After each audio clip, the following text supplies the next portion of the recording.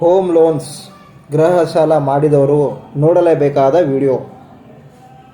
ಪ್ರತಿಯೊಬ್ಬ ವ್ಯಕ್ತಿಗೆ ಜೀವಿಸಲು ಒಂದಲ್ಲ ಒಂದು, ಎರಡಲ್ಲ ಎರಡು, ಎಲ್ಲ ಥರದ ಸಾಲಗಳು ಮಾಡಬೇಕಾಗಿರುತ್ತದೆ.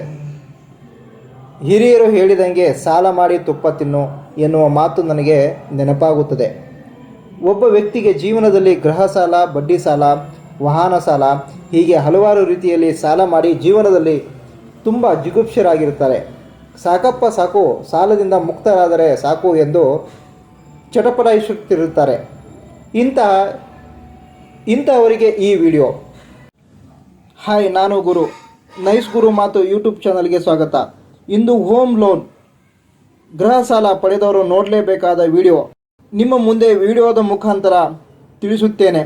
ನನ್ನ ಯೂಟ್ಯೂಬ್ ಚಾನಲ್ ಒಂದು ಸಬ್ಸ್ಕ್ರೈಬ್ ಮಾಡಿ, ಶೇರ್, ಲೈಕ್ ನೀಡಿ.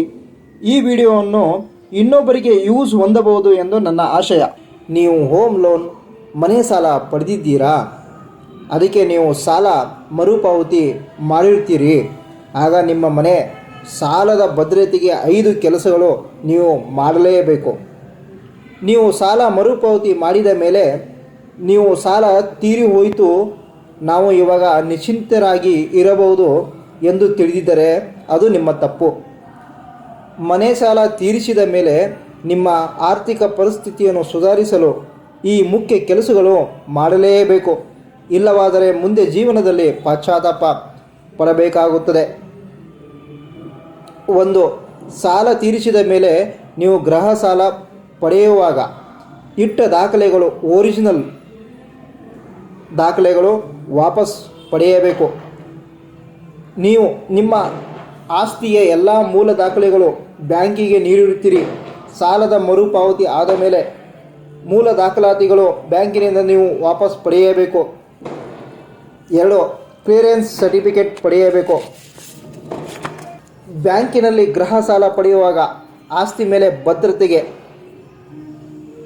ಮೇಲೆ ಬದ್ಧತೆಗೆ ನೀಡಿರುತ್ತೀರಿ. ಯಾಕೆಂದರೆ ನೀವು ಸಾಲ ತೀರಿಸಲು ವಿಫಲರಾದರೆ ನಿಮ್ಮ ಆಸ್ತಿಗೆ ಬ್ಯಾಂಕ್ ಹಕ್ಕು ಸಂಪೂರ್ಣ ಹೊಂದುತ್ತದೆ.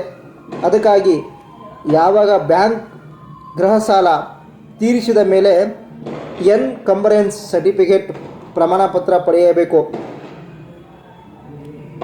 3. ನೋ ಡ್ಯೂಸ್ ಪ್ರಮಾಣಪತ್ರ.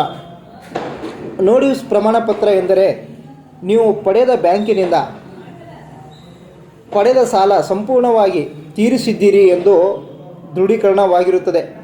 ಇದು ಬ್ಯಾಂಕ್ ಅಥವಾ ಹಣಕಾಸು ಸಂಸ್ಥೆ ಕೊಡುತ್ತದೆ. ಇದರಲ್ಲಿ ಸಾಲಗಾರನ ಹೆಸರು, ವಿಳಾಸ, ಸಾಲದ ಸಂಖ್ಯೆ, ದಿನಾಂಕ, ಇನ್ನೂ ಇತರೆ ವಿವರಗಳು ಒಳಗೊಂಡಿರುತ್ತದೆ. ನೋ ಡ್ಯೂಸ್ ಪ್ರಮಾಣಪತ್ರ ಪಡೆದರೆ ಮುಂದೆ ನೀವು ಲೋನ್ ತೆಗೆದುಕೊಳ್ಳಲು ಯೂಸ್ ಆಗುತ್ತದೆ. 4. ಕ್ರೆಡಿಟ್ ರೆಕಾರ್ಡ್ ನವೀಕರಣ ಅಂದರೆ ಸಿಬಿಲ್ ಸ್ಕೋರ್. ನೀವು ಸಾಲವನ್ನು ಮರುಪಾವತಿ ಮಾಡಿದ ನಂತರ ನಿಮ್ಮ ಕ್ರೆಡಿಟ್ ಸ್ಕೋರನ್ನು ನವೀಕರಿಸುವುದು ತುಂಬ ಉತ್ತಮ. ಕ್ರೆಡಿಟ್ ಬ್ಯೂರೋದಲ್ಲಿ ನಿಮ್ಮ ಪಡೆದ ಸಾಲ